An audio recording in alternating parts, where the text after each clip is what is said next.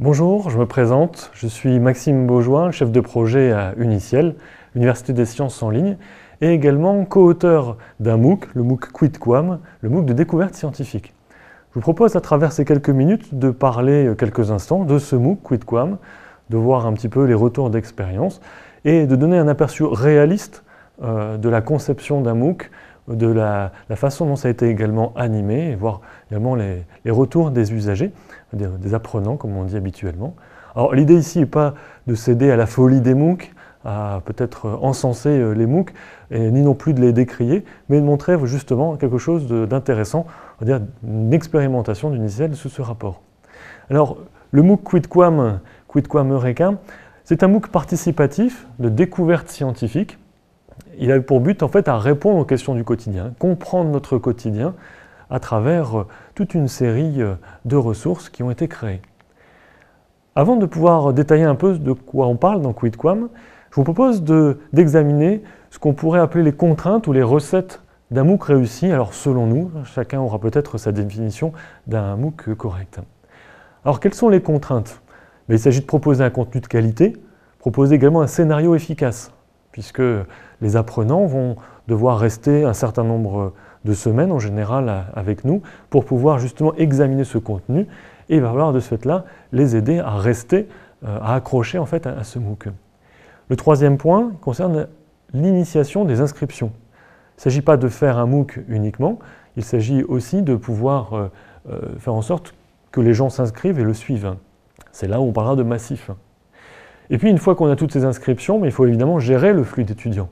Parce que à partir du moment où on atteint des niveaux importants d'inscription, comme ça va être le cas dans Quidquam, où on a eu 12 000 inscriptions, il va falloir les gérer, également dynamiser leur intérêt tout au long de la formation. Quelles recettes? Voilà quelques recettes selon nous importantes. On parle souvent de vidéo dans le cadre d'un MOOC. En ce qui nous concerne, on considère qu'un contenu vidéo est intéressant à partir du moment où il est bien travaillé.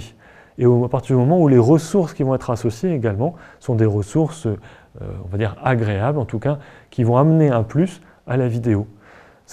Tourner simplement une vidéo pour dire de faire de la vidéo, ce n'est pas forcément la solution.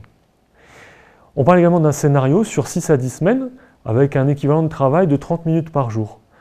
En effet, la majorité des apprenants, et ça va être le cas dans Quidquam, et peut-être même encore plus dans Quidquam, sont des gens souvent en activité, alors soit parce qu'ils sont déjà étudiants, soit également parce qu'ils ont une activité professionnelle. Et ce travail de MOOC, ce travail de suivi de MOOC, va venir compléter en fait une activité déjà bien chargée. Ensuite, l'important c'est d'avoir également une bonne communication sur le MOOC, avec un sujet, l'intérêt à le suivre. En effet, le MOOC va être réussi en général s'il est bien connu, et si on va initier les inscriptions, si on va montrer en fait qu'il y a des choses qui se passent autour. Ensuite, on parle du rôle d'animation du réseau d'étudiants. Toute cette communauté d'étudiants, d'apprenants, pour reprendre le terme plus utilisé dans les MOOC, il va falloir les animer pour faire en sorte de favoriser de l'échange, pour favoriser également de l'interaction, à combien plus forte raison dans un MOOC qu'on appelle participatif comme le nôtre. Et puis pour éviter l'abandon, on parle aussi de proposer des activités ou des applications qui vont faire en sorte que l'apprenant va se sentir investi de certaines missions. Alors si on parle maintenant de Quidquam, le sujet, la culture, ou ce que je préfère appeler la découverte scientifique, de ce fait-là, ça en fait un MOOC grand public qui s'adresse vraiment du plus jeune au plus âgé, avec un sujet prioritaire, les questions du quotidien, comprendre ce qui nous entoure. Et c'est un thème qu'on va dire à la mode, puisque les émissions de télévision scientifiques ont justement pour objet souvent de répondre aux questions du quotidien, quitte à lancer des défis aux téléspectateurs. Eh bien, dans Quidquam, c'est de ça dont on va parler. Il s'agit de comprendre, répondre aux questions du quotidien que tout le monde peut se poser. Le MOOC Quidquam a été conçu également pour avoir différents niveaux de suivi, suivant l'âge et les capacités de l'apprenant. Effectivement, notre cible étant le grand public, on imagine bien qu'un enfant de 6-7 ans, un adolescent, un cadre ou un retraité ne vont pas avoir le même niveau de connaissances ou les mêmes possibilités pour suivre.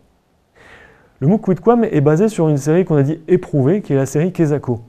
En effet, Kesako est une série en 4 à 6 minutes à chaque épisode qui répond à une question. Pourquoi le rideau de douche y colle à la peau? pour comment un astronaute s'entraîne-t-il à la pesanteur sur Terre, pourquoi le ciel est bleu. Toute une série de questions en fait qu'on peut être amené à se poser. Et puis le dernier aspect, QuidQuam, c'est un MOOC participatif parce qu'on va chercher à favoriser énormément les activités et les échanges sur le forum. Alors faisons un petit point sur la ressource Kesako, parce que quand on conçoit un MOOC, une des principales questions qu'on va se poser, c'est combien de temps ça va me prendre. Mais le travail de conception de la série Kesako est déjà très important. Quand vous regardez ici sur cette diapositive, quand on parle du côté science, on peut estimer à 2 semaines et demie, enfin on comprend côté science et côté média, 2 semaines et demie équivalent temps plein de réalisation pour un épisode. En effet, les épisodes de la série Kesako sont traités à partir des derniers articles de recherche que l'on va devoir vulgariser, transformer pour en faire un épisode de 4 à 6 minutes.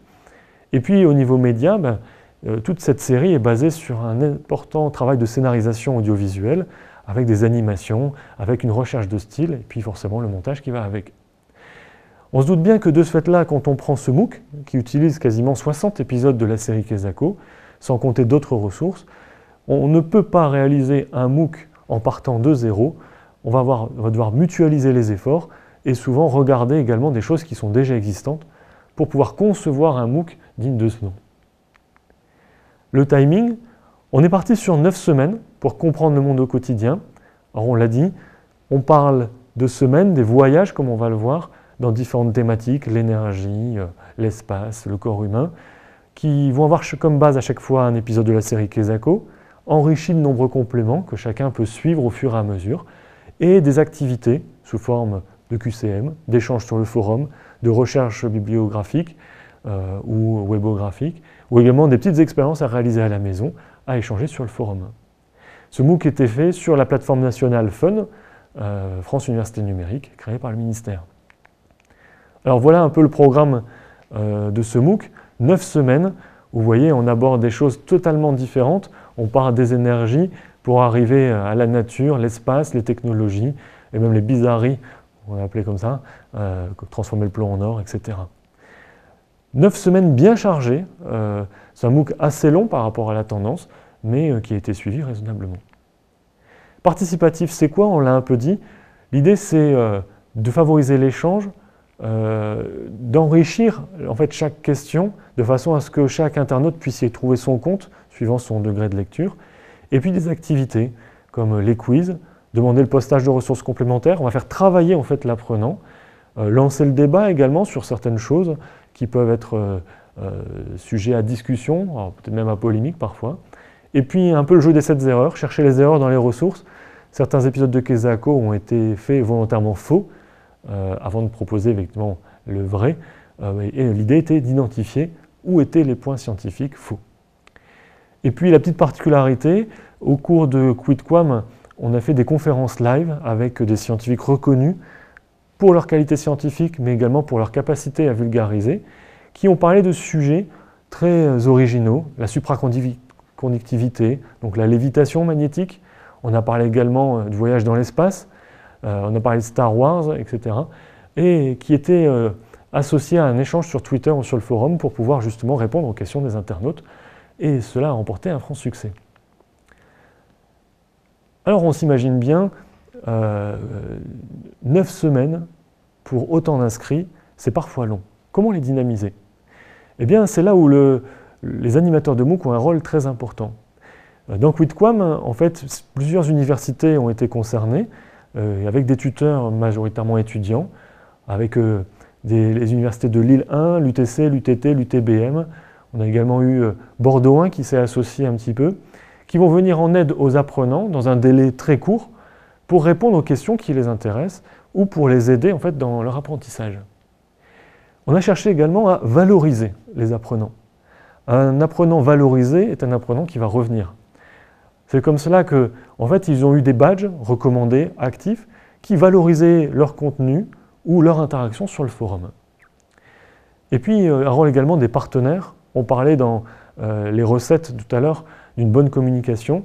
Nos partenaires, CanalSat Campus, Universcience.tv, Futura Science, YouSchool, le réseau des centres de culture scientifique, ont eu un rôle à chaque fois de postage de documentaires complémentaires, des postages très intéressants en ce qui concerne peut-être des orientations nouvelles, des ouvertures nouvelles, et puis également un rôle de communication pour diffuser justement cela au niveau du grand public. Alors quel retour après ces 9 semaines, ces 9 destinations du MOOC Quidquam?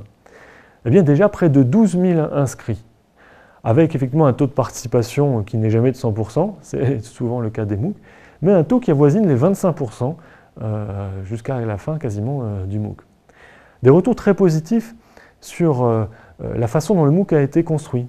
En effet, beaucoup d'apprenants ont apprécié la scénarisation avec le côté vidéo forcément bien travaillé, puisque on est essentiellement basé sur les Kesako, les conférences live également qui étaient très travaillées sur plateau virtuel, et puis un choix de ressources pédagogiques associées très important pour leur amener des ouvertures sur ces différentes questions. En ce qui concerne les retours, voilà, le forum est quelque chose de primordial dans un MOOC. La plateforme Fun ne permettait pas forcément une utilisation très ergonomique du forum, mais dans l'ensemble, les apprenants ont réussi à s'y retrouver, à interagir, et également interagir via Twitter. Des apprenants de tous horizons. Pour la petite anecdote, la plus jeune avait 7 ans avec sa maman, et la maman était souvent surprise parfois de voir que sa fille de 7 ans avait de quoi répondre parfois aux questions, ou au QCM, ou avait compris certaines choses, comme quoi on était vraiment grand public, et puis beaucoup de retraités également. En ce qui concerne la diffusion géographique, beaucoup de Français, on va le voir sur la diapo d'après, population essentiellement française, mais aussi en Australie, en Grèce, en Afrique. Une de nos meilleures élèves, par exemple, était une femme des îles des Cyclades. L'ensemble des vidéos qui ont été vues sur le MOOC, Kesako, conférences live, on a un ensemble de vues de plus de 165 000 vues des vidéos, ce qui prouve que les gens ont vraiment accepté et aimé cette participation en vidéo. Alors voilà quelques graphiques pour le plaisir. On a une bonne parité quand vous regardez entre hommes et femmes, avec même d'ailleurs plus de femmes que d'hommes, ce qui n'est pas souvent le cas.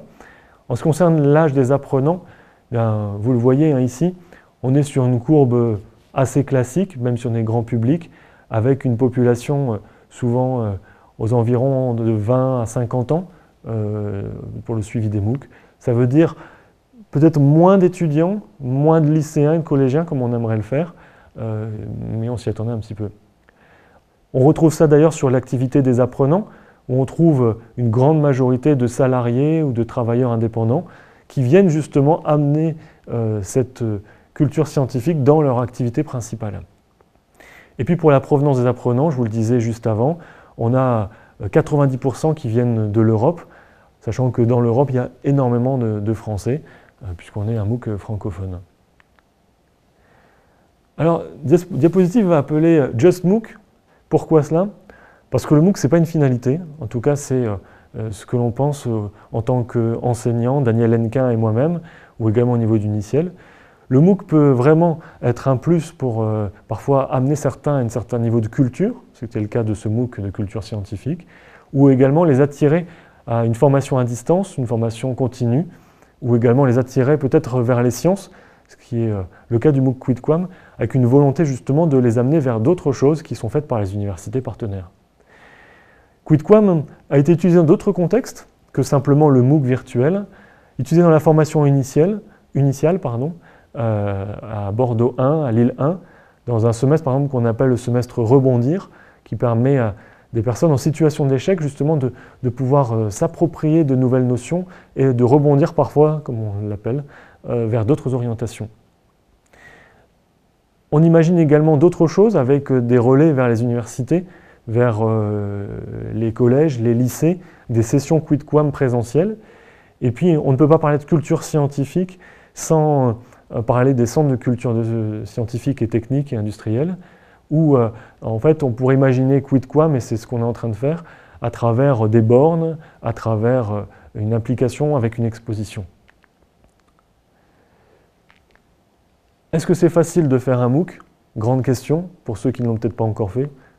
Non, parce que cela implique une implication importante des enseignants, beaucoup de temps de conception, on l'a vu, mais aussi beaucoup de temps d'animation.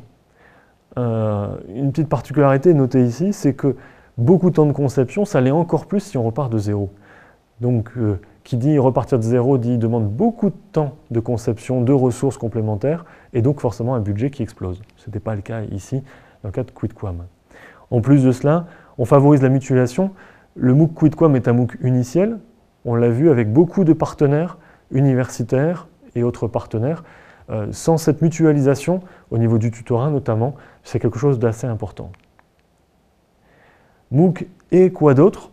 On parle de MOOC et de mutualisation nationale, notamment avec les universités numériques thématiques, où justement ce MOOC QuidQuam était basé sur une réutilisation de ressources pédagogiques produites par les UNT, mutualisation de la conception aussi au niveau d'autres ressources pédagogiques, et puis répartition de l'effort tutoral entre 4 universités notamment. On peut en faire une déclinaison régionale, en interne dans un établissement, en appui à une formation initiale par exemple, dans l'écosystème de la culture scientifique régionale, ou dans le cadre de la transition lycée-université. On en parlait justement avec ce semestre Rebondir. Et voilà un peu le tour d'horizon de QuidQuam. Un MOOC qui, de ce fait-là, a été bien suivi. Une belle réussite, en tout cas, pour nous qui sommes enseignants. On l'espère peut-être avec une nouvelle session en 2015 et avec peut-être d'autres formes, peut-être un MOOC plus court ou d'autres destinations. En tout cas, quelque chose qui a été suivi avec beaucoup d'intérêt, tant par les apprenants que par les tuteurs et les enseignants, et qui a permis, je pense, à beaucoup d'apprenants d'appréhender le quotidien d'une nouvelle façon. Merci beaucoup.